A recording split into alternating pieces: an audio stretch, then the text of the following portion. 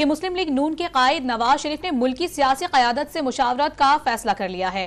اس سلسلے میں وہ چاروں صوبوں گلگت بلتستان اور آزاد کشمیر کا دورہ بھی کریں گے۔ نواز شریف کو قریبی دوستوں کی جانب سے تحریک انصاف کے وفد کو بھی مدعو کرنے کی تجویز دی گئی ہے۔